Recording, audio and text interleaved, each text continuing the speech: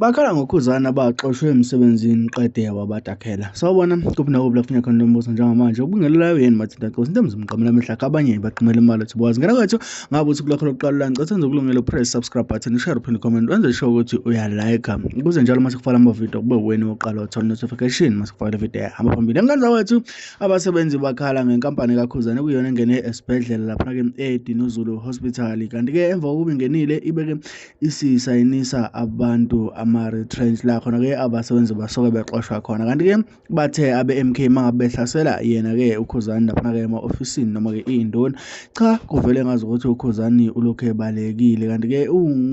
ungumhlathi munye nomunye we-MEC bakwazi uNatal. MK ibe isifunga yagomela yathi cha Khuzani angeke kuze kugcine wena noma angeke kuze kugcine ngalendlela ofuna ukuthi kwenzeke ngayo wena nje buyisela abasebenzi emsebenzini ngoba ke khona abantu abangeke besaqasheka kanti ke futhi bekukuhle ulaphana emculweni ungabe usugcwaluza ngapha kwezabaqashwa nabaqashi ngoba uzoyidalela isicwacwa kwabanye abantu kanti ke uBishop Ngcobo uthe uma ekhuluma wathi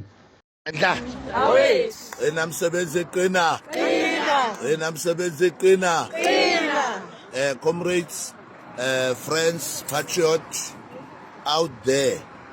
sila kulento yabasebenzi la sisesibhedlela iKing Dinuzulu Hospital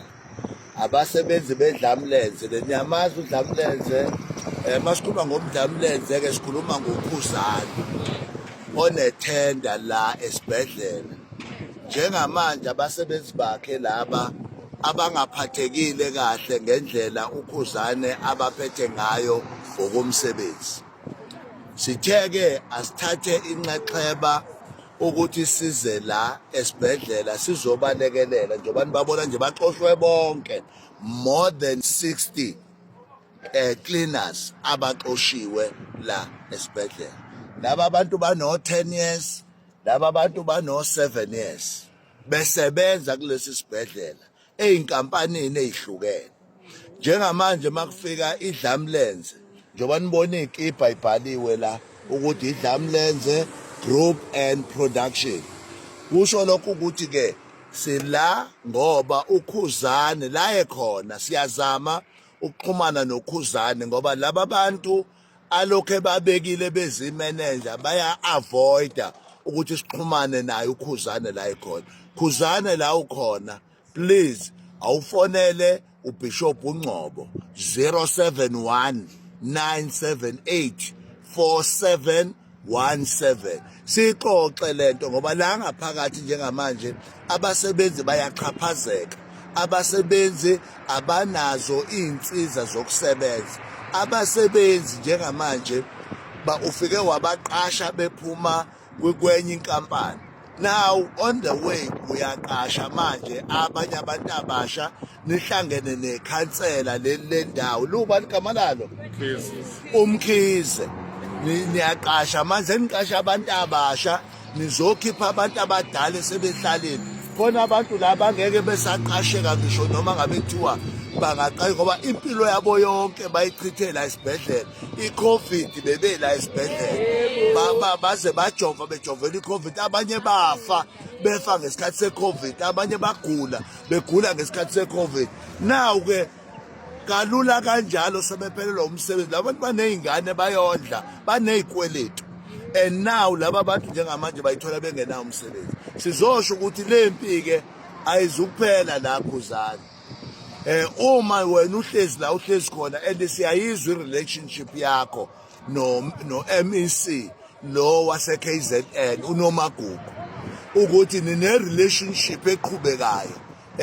nina noNomagugu leyo relationship ayichazwa ke yithi iyayichaza ke manje ukuthi why nithi nicula ngapha namathenda ngapha nabantu enihlale njalo ni close nabo kwenzakalani uma kuzoqhaphazeka abantu bakithi siyakusupporta Dlamlenze umculo wakho siyawuthanda kodwa ngeke sivume ukuthi udlale ngabantu bakithi njengamanje ngihamba no communication we province communication is there anything ongayitshena uKhuzane nje no MEC ngoba kufanele sibatshene ukuthi lento abayenza la is not right no Bishop usukhulume konke kodwa engakugcizelela Khuzane sondela kulekelelwe abantu uzongcolisa igama lakho suka emaphukhweni enkohlakalo kakhulukazi ushomo wakho lo uNomagugu Simelane uMEC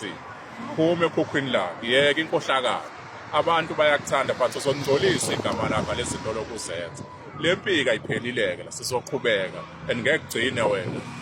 kuzogcina abantu bakithi ngesivume ekudlalwa abantu bakithi siwumkhonto wesizwe kakhulukazi eKZN ngeke sivume ukuthi abantu bakithi bexhashazwe abantu abafuna ukufeza inhloso zabo abantu abaphila njengey'mbungulu abadla igazi labantu thina sizodila nawe ngayo yonke indlela but ngokomthetho seyistep sokuqala lesi njengoba sihlangene la sithi akuhlalwe phansi kukhulunywe wena uyabaleka uletha le genge yakho leyinduna angazi induna ingena kanjani la ilokhuzini ngoba induna zomculo lezi lezosinika zona sezokhuluma indaba zomsebenzi la kodwa-ke Khuzani sondela ndoda sikhulume ngoba lenye nizama ukuyenza ngeke yenzeke mandla